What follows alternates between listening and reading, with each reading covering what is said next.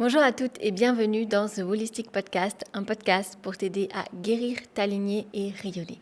Et aujourd'hui, on va parler d'un sujet que toutes les femmes connaissent, le chocolat. Et pourquoi il faudrait arrêter de manger du chocolat, notamment bio. On va plus particulièrement parler du métal lourd, le cadmium. Et donc, on va parler aussi des autres aliments. Bref, un podcast hyper complet aujourd'hui. Car oui, le chocolat est vu comme un super aliment, riche en magnésium, il est très bon pour la santé, très bon en phase lutéale notamment, mais qu'en est-il du reste en fait, des autres impacts que le chocolat peut avoir sur notre santé? Notamment la fève de cacao qui va absorber ce métal lourd en plus grande quantité que les autres aliments. Et donc oui, manger un carré de chocolat peut abîmer sur le long terme les reins, le foie et causer même certains cancers. Mais attention, bien sûr, il y a des solutions. Donc aujourd'hui, je vais t'expliquer pourquoi le chocolat contient du cadmium, quels sont les autres aliments qui contiennent du cadmium, mais aussi comment s'en prévenir, comment bien choisir ces aliments, comment utiliser les plantes, les épices, etc. pour absorber le moins possible les métaux lourds, mais aussi favoriser l'élimination de ces métaux lourds par le corps. Donc déjà, qu'est-ce que c'est que le cadmium? Le cadmium, c'est un métal lourd qui est présent partout sur Terre. C'est tout à fait normal. Cependant, il y a des terres qui contiennent plus de cadmium que d'autres, notamment les sols volcaniques. Et donc, c'est là où le chocolat va poser problème. Déjà, le chocolat absorbe énormément le cadmium, mais en plus de ça, il va être récolté sur des terres volcaniques, notamment en Amérique du Sud. Et si vous regardez vos paquets de chocolat, souvent le cacao provient du Pérou par exemple, notamment le chocolat bio. Et le cadmium a une durée de vie beaucoup trop longue, entre 10 et 30 ans. Donc une fois qu'il va être absorbé par le corps, malheureusement, il va y rester. Donc quels sont les aliments les plus contaminés? Déjà, comme je vous disais, il y a le cacao. Mais du coup, pas tous les cacaos, uniquement certains cacaos. Et déjà, il faut comprendre que la concentration en cacao va jouer un rôle. Par exemple, c'est pas le chocolat en soi qui pose problème, qui contient le cadmium, ça va être vraiment la fève de cacao. Et quand j'entends chocolat, j'entends la viennoiserie. Si vous achetez une tablette de chocolat, si vous achetez du chocolat Lindt ou Milka, du chocolat au lait, du chocolat blanc, ce genre de choses, regardez les teneurs en cacao. Les teneurs en cacao sont très faibles en général. Donc, ce qui va poser le plus problème, malheureusement, c'est le super aliment que l'on consomme, c'est-à-dire le chocolat noir à plus de 85%, parce que c'est lui qui, du coup, va contenir le plus de cadmium. Tout simplement parce que plus une confiserie, un chocolat contient de cacao, plus il va contenir de cadmium par la même occasion. Mais du coup, il y a des solutions. Le cadmium, on peut l'éviter un peu plus en choisissant par exemple des chocolats qui viennent d'Afrique notamment. Et donc, on va éviter tout ce qui provient d'Amérique latine, mais aussi de Bali, parce que Bali produit énormément de chocolat, alors que ce sont des terres volcaniques. Et on va aussi éviter tout ce qui est céréales complètes. Tout simplement parce que quand on a une céréale complète, on a la petite couche extérieure du coup qui n'a pas été enlevée. Et c'est cette couche-là qui va être au contact des métaux lourds, des pesticides, etc. C'est pour ça qu'il est plus avantageux pour la santé de manger par exemple du riz blanc qui va contenir donc moins de pesticides, moins de métaux lourds et donc moins de cadmium. Parce qu'il faut savoir que le riz du coup absorbe sinon énormément le cadmium également, tout comme le blé et l'avoine. Donc le but en fait, c'est pas d'arrêter de consommer ces aliments, mais de vérifier la provenance, d'où vient le riz. Le problème qu'on a en France notamment, parce que vous vous doutez bien que la France c'est pas vraiment des terres volcaniques là où il y a les cultures, mais cependant la France a fait venir des engrais de l'étranger et des engrais phosphatés qui sont enrichis en cadmium. Et du coup, c'est ça qui va poser problème parce que le cadmium, même quand vous achetez un aliment, par exemple du riz complet bio, en fait, c'est pas le bio qui va permettre d'éviter le cadmium parce qu'une fois que l'on a mis sur une terre des engrais qui contiennent du cadmium, le cadmium se répand et contamine les autres terres, donc y compris les terres bio sur lesquelles aucun pesticide n'est utilisé. Donc voilà, donc tout ce qui est blé complet ou blé tout court, riz ou riz complet et avoine, il va falloir regarder la provenance. Regarder si dans ces terres-là, des engrais phosphatés enrichis en cadmium sont utilisés pour la France et sinon faire venir malheureusement de l'étranger. Ensuite, on va avoir également tout ce qui est riche en cadmium, tout ce qui est tubercules et légumes racines. Par exemple, pommes de terre, patates douces, mais aussi panais par exemple, carottes ou encore betteraves. Tout simplement parce que ce sont des légumes qui sont directement dans la terre et donc qui sont plus soumis au cadmium. Et donc le but, toujours pareil, c'est pas de ne pas en manger, c'est de faire attention, de choisir le mieux possible, de privilégier le bio parce que même si le bio ne permet pas de se protéger du cadmium, au moins ça permet de réduire les pesticides. On va avoir aussi tout ce qui est graines et oléagineux, graines de tournesol, graines de courge, graines de lin, graines de sésame, qui sont forcément enrichies en cadmium parce que, en fait, il faut partir du principe que tout ce qui est considéré comme un super aliment, qu'est-ce que c'est un super aliment? Ce sont juste des aliments qui absorbent ce qu'il y a autour d'eux beaucoup plus facilement. Et donc, ils vont absorber plus de minéraux, etc. C'est ce qui est intéressant. Mais quand ils absorbent les minéraux, en fait, ils ne vont pas choisir « Ah, moi, j'absorbe que les minéraux et tout le reste qui est dégueulasse, je ne l'absorbe pas. » Malheureusement, ce sont des aliments qui vont également absorber le reste, dont le cadmium, dont plus les pesticides, etc. C'est d'ailleurs la raison pour laquelle, par exemple, on recommande de ne pas manger plus de 2 noix du Brésil, déjà pour ne pas dépasser sa dose de sélénium, mais aussi parce que les noix du Brésil absorbent la radioactivité. C'est des super aliments qui contiennent énormément de nutriments, mais du coup, ces aliments-là arrivent à absorber la radioactivité de la terre. Et donc, au-delà de 2 par jour, on absorbe beaucoup trop de radioactivité pour le corps humain. Ensuite, on va avoir bien sûr les champignons qui vont absorber plus facilement le cadmium.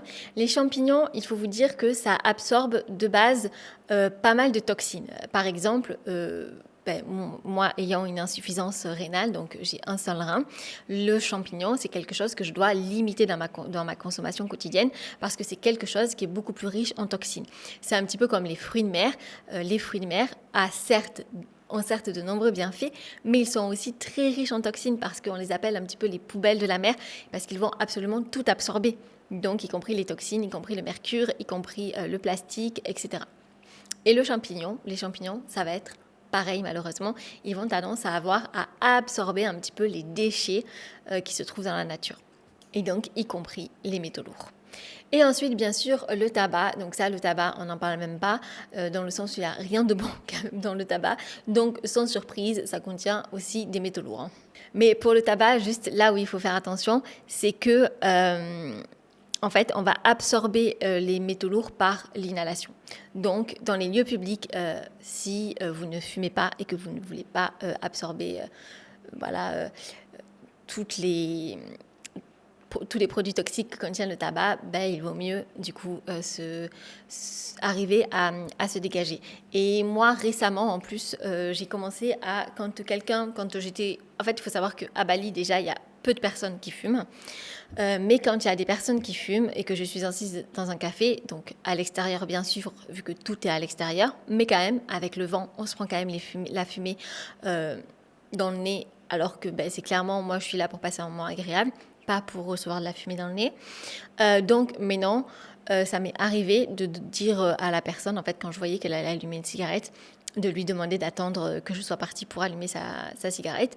Et les gens, en fait, quand on le dit de façon très respectueuse, quand on demande, au lieu d'agir de façon un petit peu saoulée ou énervée quand la personne fume à côté de nous, en mode un peu passif-agressif parce qu'on ne dit rien, ça crée une ambiance qui est assez malaisante et pas très agréable pour aucune des deux personnes.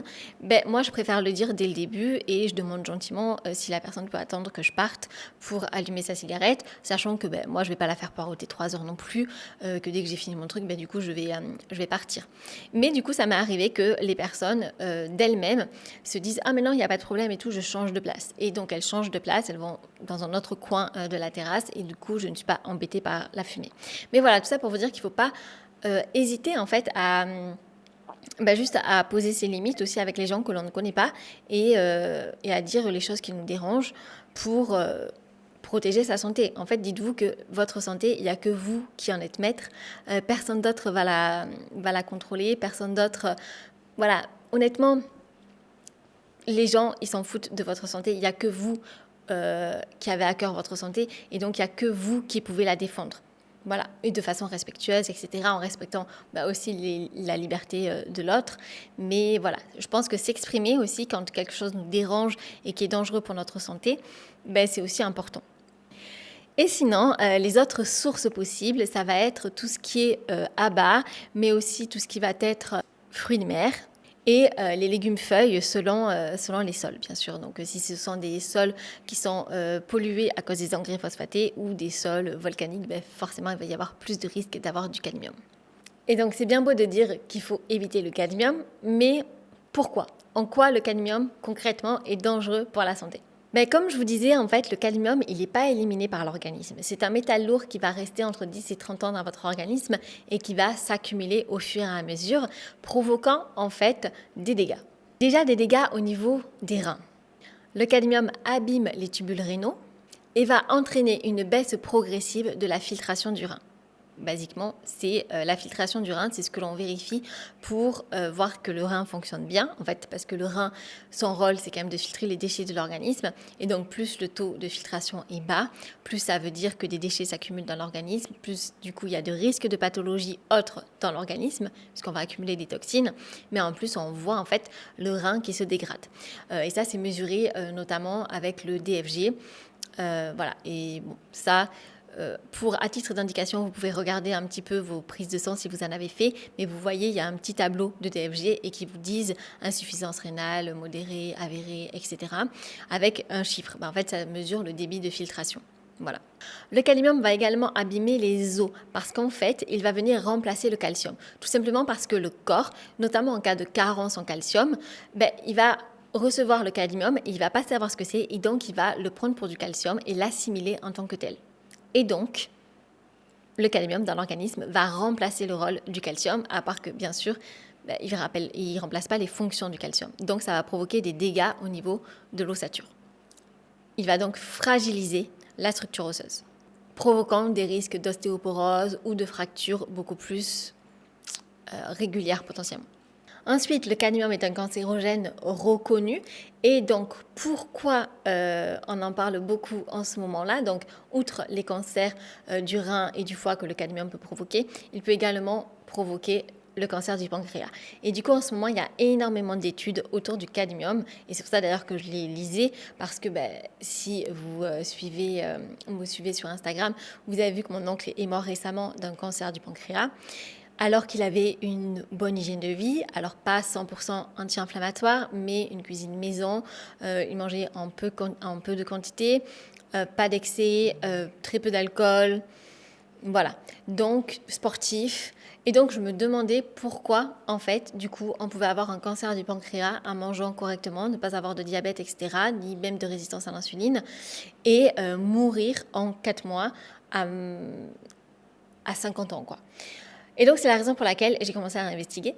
Et c'est la raison pour laquelle je suis tombée sur les études du cadmium. Et c'est la raison pour laquelle, du coup, je me suis rendu compte que c'était le cadmium qui était responsable de l'augmentation du cancer du pancréas en France. Cancer qui est en forte augmentation. Je crois que ces dernières années, le nombre de cancers du pancréas a été multiplié par 3, si je me souviens bien de ce que j'avais lu. Ce qui est énorme. Et donc, voilà. Et ceci est causé tout simplement parce que la France a fait importer des engrais qui viennent de l'étranger, des engrais phosphatés enrichis en cadmium, qui ont pollué les terres. Hormones et fertilité, bien sûr, comme tout, les métaux lourds vont aussi avoir un impact sur la fertilité, les cycles, en fait, la santé hormonale de la femme, mais aussi de l'homme. Parce que c'est tout simplement un perturbateur endocrinien. Et petit aparté pour les enfants absorbent encore plus le cadmium qu'un adulte. C'est-à-dire qu'il faut vraiment raisonner la consommation de chocolat, notamment d'un enfant. C'est-à-dire si le matin, il boit un chocolat chaud, plus des céréales, Nesquik ou autre, au chocolat, plus à 4 heures, un morceau de chocolat avec du pain, l'enfant est déjà en surdosage de cadmium. Voilà, et c'est que le début, parce que du coup, il va continuer à en accumuler toute sa vie. Donc autant retarder le plus possible. Bien sûr, je ne dis pas de ne pas consommer de chocolat, je dis juste de consommer de façon raisonnée, c'est-à-dire avoir une prise maximum par jour et surtout, si c'est possible, de vérifier la qualité, la provenance en fait du chocolat. Donc voilà, tout ceci n'est pas anodin, mais bien sûr, le corps a des capacités de défense naturelles contre les métaux lourds, dont le cadmium. En effet, le corps va absorber beaucoup moins de cadmium si vous n'êtes pas carencé, si vous avez tous les nutriments et les minéraux dont vous avez besoin. Après, ça, c'est pas évident, il y a énormément de personnes qui sont carencées. Mais voici les carences auxquelles il faut faire attention. Démarrons par le fer. En cas d'absorption de cadmium et d'anémie, c'est-à-dire une carence en fer, le corps ne va pas faire la différence entre le fer et le cadmium. Et donc, il va le stocker d'autant plus. Le zinc a pour rôle en fait de bloquer l'absorption du cadmium. Mais si vous êtes carencé en zinc, et bien forcément, ça va favoriser l'absorption du cadmium. Et donc, le zinc, vous les avez certes dans les huîtres, qui contiennent aussi du cadmium et d'autres déchets. Donc, pas une consommation quotidienne, quoi. Mais vous en avez aussi dans les graines de courge, par exemple, etc. Donc, le but, en fait, c'est vraiment, et dans les produits d'origine animale, bien sûr. Et donc, le but, c'est juste d'avoir une alimentation qui est variée et qui est raisonnable en termes de quantité. Voilà, pas d'abus. Le calcium aussi, parce que sans suffisamment de calcium, c'est le cadmium qui va prendre la place du calcium dans le corps, comme je vous l'ai dit tout à l'heure. Et le sélénium qui va protéger contre les effets néfastes du cadmium. Donc ça, le sélénium, c'est les noix du Brésil, toujours pareil, à consommer avec parcimonie. Il faut savoir qu'en fait, tous les aliments de la nature contiennent certes des bienfaits, mais aussi des contre-indications, et qu'il n'y a aucun, enfin contre-indications entre guillemets bien sûr, mais du coup, il n'y a aucun aliment qui va être bon potentiellement en surdosage. Et c'est ça qui est dangereux avec l'appellation un petit peu super aliment, parce que du coup, les personnes en consomment à outrance. Mais les aliments, il ne faut pas les consommer à outrance. Par exemple, la spiruline, il ne faut surtout pas en consommer tous les jours. La spiruline est riche en vitamine A. Un excès de vitamine A peut causer des graves problèmes de santé. Donc, il faut faire attention, surtout que ce n'est pas le seul apport, la spiruline en vitamine A. Tous les légumes en ont. Donc, vous avez facilement vous êtes facilement en surdosage de vitamine A. Le sélénium, c'est pareil, ça peut être toxique à haute dose, mais sinon c'est très bon. Voilà, en fait, tout le cacao, comme on vient de le voir, c'est très riche en magnésium, c'est super pour la phase lutéale, etc., à consommer le matin uniquement, bien sûr, parce que ça reste un excitant. Le cacao contient de la caféine aussi. Mais c'est surtout qu'on va devoir le consommer avec parcimonie. Et les noix également. Vous prenez les noix. On dit que les noix sont riches en oméga 3. Et les noix contiennent 3 fois plus d'oméga 6, donc pro-inflammatoire, que d'oméga 3. Voilà. Et donc, dans tous les cas, il faut avoir une consommation raisonnée de tout. Du coup, faites attention, une femme qui va être carencée en fer et en zinc et qui mange pas mal de chocolat, et je sais qu'on est nombreuses, j'en fais moi-même partie, je consomme pas mal de chocolat, et du coup, on a toutes plus de risques d'absorber le cadmium. C'est là que l'alimentation devient soit un facteur de protection, soit un facteur de risque. Mais concrètement, que disent les études ? La dose de cadmium à ne pas dépasser est de 2,5 microgrammes par kilo par semaine. Et les études montrent qu'en France, 10% de la population dépasse ce seuil. Les principales sources, comme je vous le disais, ça va être le cacao, les céréales, mais aussi les légumes racines. Donc malheureusement, même en pensant manger bien, on peut s'intoxiquer, d'où l'importance de ne jamais faire d'excès d'aucun aliment. Alors, comment limiter l'absorption du cadmium ? Comment s'en protéger ? Déjà, évitez de trop manger de chocolat noir, 80-90%, parce que forcément, c'est celui-ci qui va être le plus enrichi en cadmium, parce que c'est le plus pur. On va préférer les cacaos d'Afrique de l'Ouest et bien lire les étiquettes pour savoir l'origine des aliments, notamment du cacao. Et c'est pas tout le temps indiqué. Les céréales, donc varier les céréales, pas toujours les mêmes céréales bien sûr, alterner aussi avec d'autres sources de féculents comme les pommes de terre, la patate douce qui en contiennent quand même moins du cadmium. Quand je vous ai fait la liste du cadmium, c'était vraiment cacao, céréales, légumes racines, pommes de terre, etc. Et ensuite le reste. Donc voilà, c'est vraiment cacao et céréales surtout qu'il faut contrôler en termes de quantité et éviter tout ce qui est complet parce qu'ils en contiennent d'autant plus. Pareil pour le riz, on évite le riz complet, mais on privilégie le riz basmati qui en contient déjà moins. Et on diversifie avec du sarrasin, avec du quinoa. Et on renforce son terrain, on vérifie si on a des carences en fer, en zinc, en calcium, en sélénium. Et on privilégie une alimentation qui est riche en antioxydants. Parce que les antioxydants, donc vitamine C, donc c'est tout ce qui est fruits, légumes, etc., ils vont être utiles pour le foie, pour que le foie puisse produire le glutathion et ainsi détoxifier plus facilement l'organisme. Soutenir le foie, du coup, bien sûr, avec une alimentation adaptée qui lui permette de produire suffisamment de glutathion et en évitant tous les excès, tout ce qui va être trop de sucre, trop d'alcool, trop de friture, etc. Et ensuite, on peut un petit peu aider son foie, son organisme dans la détox en consommant certaines plantes. Donc le moringa en termes de prévention, on peut utiliser aussi la chlorelle et la spiruline et le charbon, donc les lattés de charbon par exemple, qui vont favoriser un petit peu plus la détox parce que ça va venir encapsuler les métaux lourds, mais aussi les pesticides, etc. Et favoriser leur élimination par la suite par le foie. Alors, faut-il complètement arrêter de manger du chocolat? La réponse bien sûr est non. Mais il faut arrêter de le manger les yeux fermés. Car le problème, ce n'est pas le chocolat en lui-même, c'est ce qu'il contient. Donc, pour se faire plaisir, autant vérifier la provenance du cacao et le manger en quantité raisonnable. Tout en bien sûr soutenant son organisme, en évitant les carences alimentaires et en renforçant le fonctionnement naturel du foie. Parce que tout simplement, votre corps, il sait comment se protéger, il sait comment se détoxifier, il veut juste que vous l'aidiez un petit peu et que vous le soutenez dans sa tâche. Donc voilà, j'espère que cet épisode vous aidera à y voir plus clair sur le cadmium, à choisir vos aliments de façon plus précautionneuse. Et si vous avez aimé le podcast, n'hésitez pas à le noter, le liker ou le partager. Si vous avez des questions, n'hésitez pas à me laisser un commentaire ou à m'envoyer un petit message sur Instagram. Et je vous souhaite une belle journée, à mardi prochain.